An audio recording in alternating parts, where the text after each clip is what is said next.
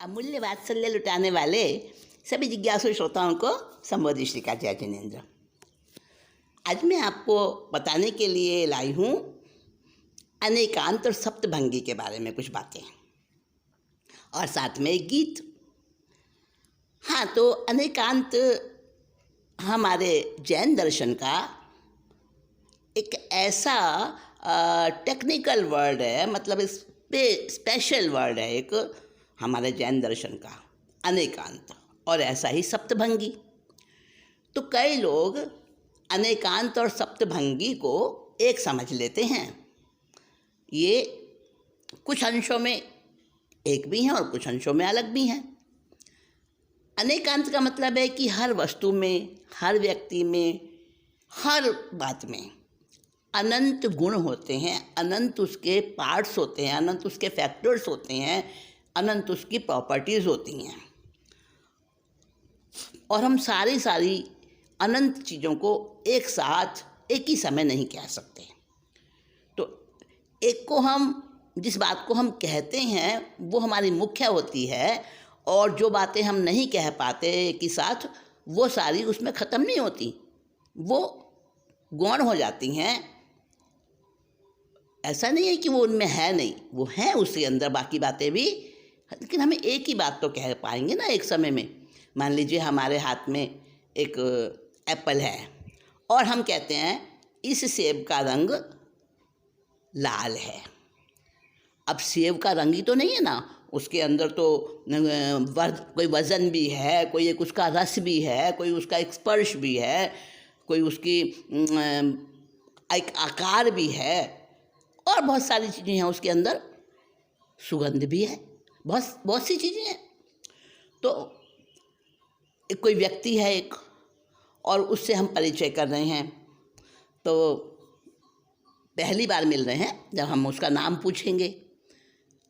अब नाम उसने बता दिया, लेकिन नाम के साथ साथ उसके अंदर और बहुत सारी चीज़ें हैं। उसका स्वभाव है, उसका रहने का स्थान है, उसका पारिवारिक परिचय है, उसकी शिक्षा है, उसके संस्कार हैं, बहुत सारी दूसरी बातें। सारे तो हम एक साथ में नहीं बोल सकते ना, वो एक साथ में बता सकता ना हम एक साथ में सुन सकते सब बातें। तो अनेकांत है किसी एक बात को प्रमुख और बाकी को गौण करने का जो हमारा एक तरीका है बोलने का, एक जो हमारा सिस्टम है, वो जो उसी प्रकार हम बता सकते हैं, उसको कहते हैं अनेकांत। वस्तु के एक अंश को जो ग्रहण करे वो है अनेकांत। एक अंश को ग्रहण करे मुख्यतः से, और बाकी अंशों को गौण रखे। जिस समय एक बात कह रहे हैं उस समय दूसरी बातें गौण हैं, और ये असत्य नहीं है, ये एक पद्धति है अनेकांत। और सप्तभंगी में क्या है? सप्तभंगी है कि कोई भी बात जो है ना वो सात ही प्रकार से समझी जा सकती है। यानी किसी भी जानकारी, किसी भी बात, किसी भी तथ्य के पीछे सात ही भंग होते हैं, सात से ज़्यादा नहीं हो सकते, अधिकतम होते हैं सात भंग। ठीक है?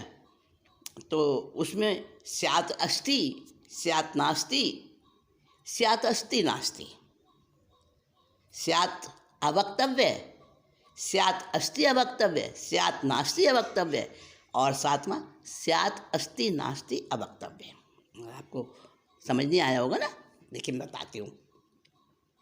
देखिए पहला भंग है स्यात् अस्ति। मान लीजिए मेरे हाथ में एक पुस्तक है।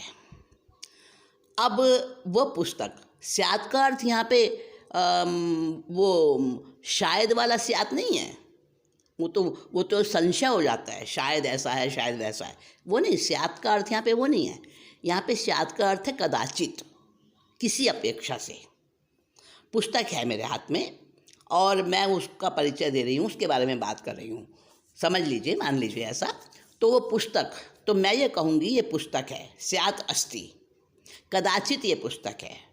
मतलब पुस्तक, ये जो पुस्तक है मेरे हाथ में विशेष अमुक इसका नाम है, अमुक इसके लेखक हैं, और ये एक जो मेरे पर्टिकुलर पुस्तक जो मेरे हाथ में है ये पुस्तक की अपेक्षा से, इस पुस्तक की अपेक्षा से ये है, इसकी सत्ता है, इसका अस्तित्व है। स्यात् अस्ति, स्यात् नास्ति।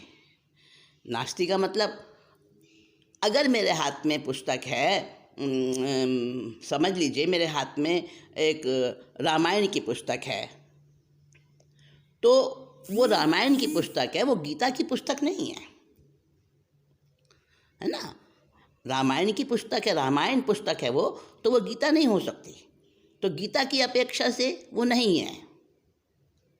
तो स्यात् नास्ति, स्यात् अस्ति नास्ति। जब इन दोनों को, तीसरा भंग है स्यात् अस्ति नास्ति, जब इन दोनों को हम एक साथ बोलते हैं, ये रामायण की पुस्तक है, गीता की पुस्तक नहीं है, तो वहाँ पे तीसरा भंग हो गया। अब चौथा भंग है स्यात् अवक्तव्य। अवक्तव्य का मतलब है जिसको नहीं कह सकते, नहीं बताया जा सकता।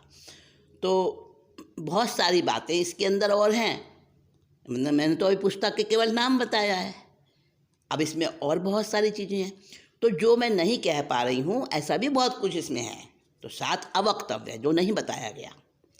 स्यात् अस्ति अवक्तव्य, इसमें कुछ ऐसा है जो मैं नहीं बता सकी, इसमें कुछ ऐसा है जो नहीं बताया गया। स्यात् अस्ति अवक्तव्य।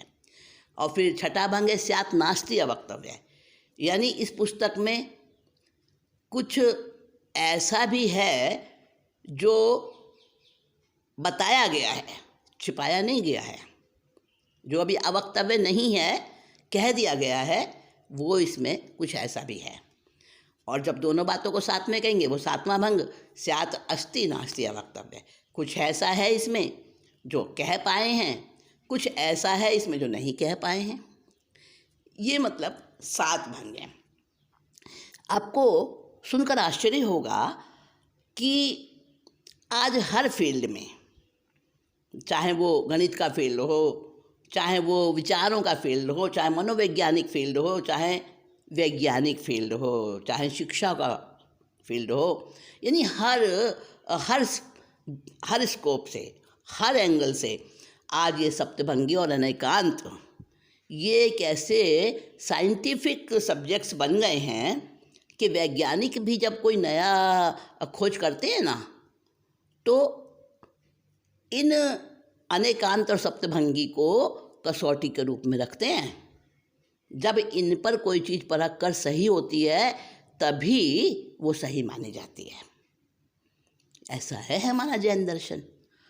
तो अनेकांत और सप्तभंगी जो है ना, ये किसी अंश में एक भी हैं और किसी अंश में अलग अलग भी हैं किसी अपेक्षा से।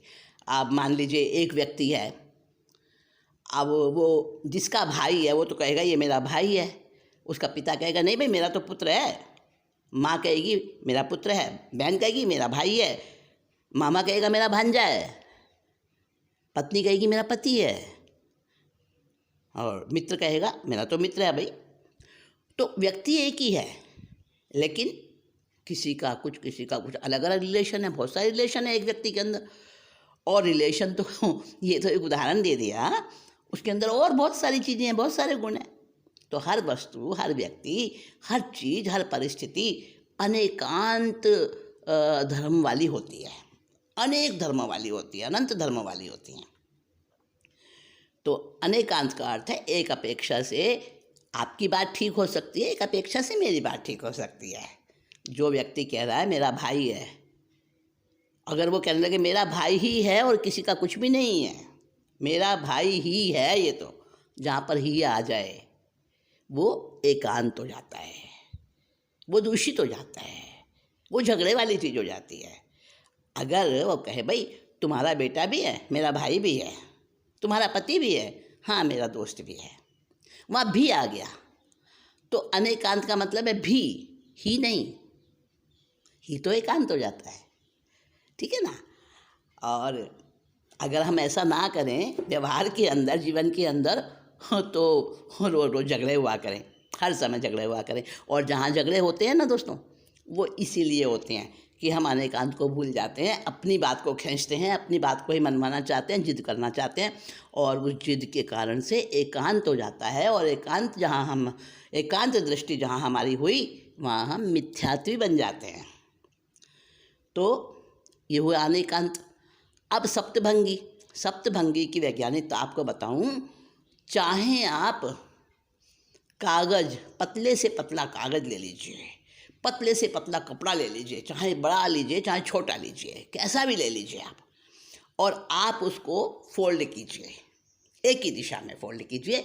जैसे लंबाई में फोल्ड करें तो लंबाई में ही करते जाइए, 7 फोल्ड से ज़्यादा फोल्ड होंगे नहीं उसके। हाँ, शर्त यही है, एक ही दिशा में फोल्ड करने हैं। ऐसा नहीं एक फोल्ड आपने लंबाई में कर लिया और दूसरा फोल्ड आपने चौड़ाई में कर लिया, नहीं, एक ही दिशा में फोल्ड करने हैं। 7 फोल्ड से ज़्यादा हो ही नहीं सकते और 7 भी नहीं होते हैं। तो सप्तभंगी इतनी वैज्ञानिक है, 7 भंग से ज़्यादा, भंग यानी अल्टरनेटिव्स, तो 7 भंग से ज़्यादा भंग हो ही नहीं सकते किसी भी चीज़ के, किसी भी बात के, किसी भी तथ्य के।